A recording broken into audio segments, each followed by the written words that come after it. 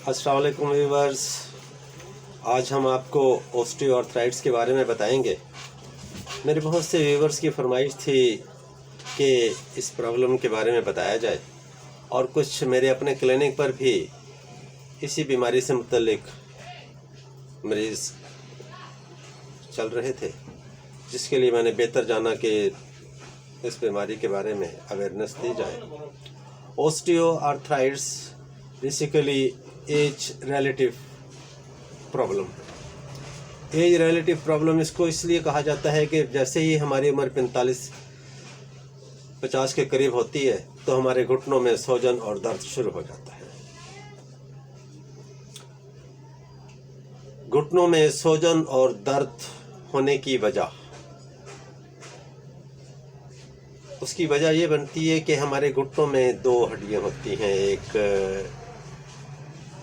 Leg की हड्डी जिसको फीमर और एक टांग की हड्डी जिसको टिबिया बोलते हैं। ये दोनों आपस में ऐसे आकर जुड़ती हैं और इन दोनों हड्डियों को जोड़ने के लिए कुछ लिगामेंट्स की ज़रूरत होती है, जो लिगामेंट्स मसल्स जिससे इनको सिलाई की जाती है।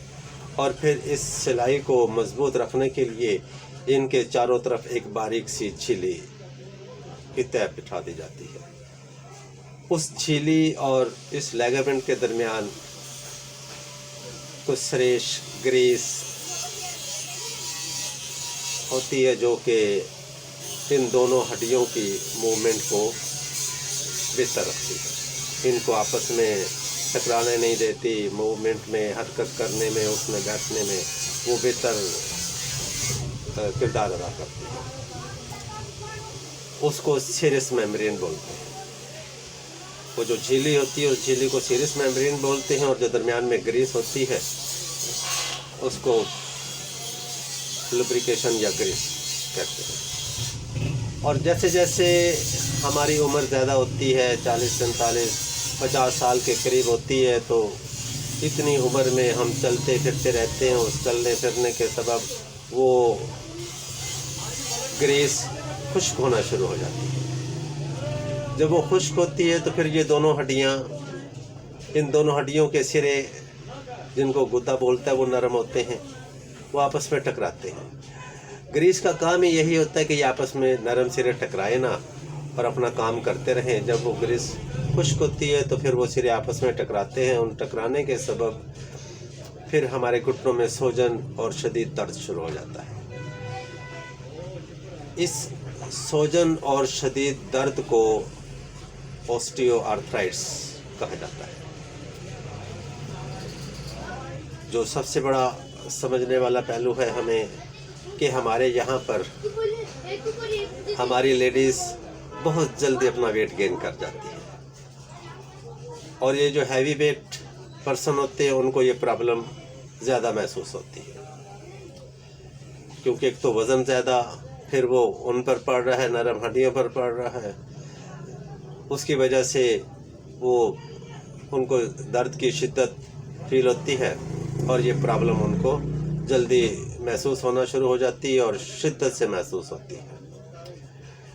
हमें ये बात अच्छी तरह समझ लेनी चाहिए कि इस उम्र में आकर, 40-45 साल की उम्र में आकर, जब हमारे घुटनों में सूजन और दर्द आ रहा है तो समझ लेना चाहिए कि ये ऑस्टियोआर्थराइटिस है।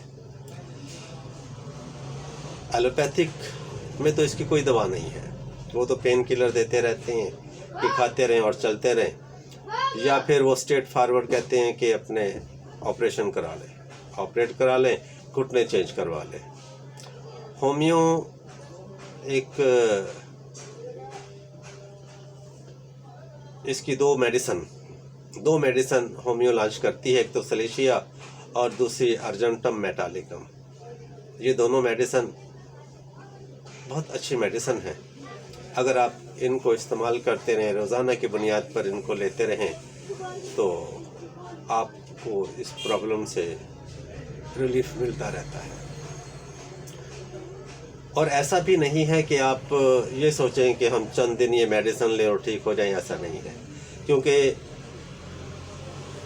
जब हमें ये बीमारी 50 साल की एज में जाकर आती है तो इसका यही मतलब होता है कि हमने अपने आप को बहुत ज़्यादा यूज़ कर लिया, हम बहुत ज़्यादा चल गए हैं, बहुत ज़्यादा चल कर हमने अपने घुटनों को घिसा लिया है।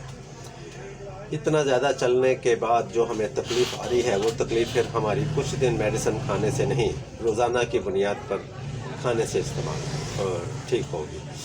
मेडिसिन का इस्तेमाल बहुत ही आसान है, बहुत ही मौसर गैर मौसर है, इसका कोई साइड इफ़ेक्ट नहीं है, कोई नुकसान नहीं है। इसको सुबह दोपहर शाम आप इस्तेमाल करें, आपको पता भी नहीं होगा कि हमें ये प्रॉब्लम घुटनों में दर्द वर्द सूजन वोजन है भी कि नहीं। मेरे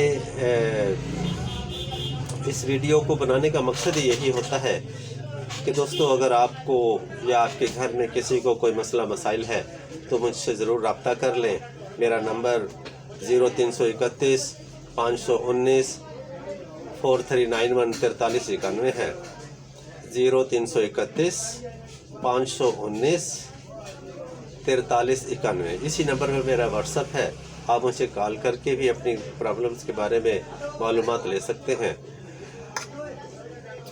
तो जब हमें अपनी प्रॉब्लम्स के बारे में पता होगा तो इंशाअल्लाह फिर हमारी प्रॉब्लम नहीं रहेगी, वो सॉल्व हो जाएगी। आज के लिए दोस्तों इतना ही काफ़ी है। मेरी ये वीडियो अगर आपको पसंद आई हो तो फिर इस वीडियो को ज़रूर लाइक कीजिएगा। मेरी ज़िंदगी के मकसद मेरे यूट्यूब चैनल को सब्सक्राइब करना, बेल आइकन को क्लिक कर देना और कमेंट सेक्शन में अपनी राय का ज़रूर इज़हार करना। मुझे इंतज़ार रहेगा आपकी राय का। तब तक के लिए इतना ही। मिलते हैं फिर एक नई वीडियो के साथ। उस वक़्त तक अपना ज़रूर ख्याल रखिएगा। इजाज़त दीजिए। अल्लाह हाफिज़। डॉक्टर आपका दोस्त।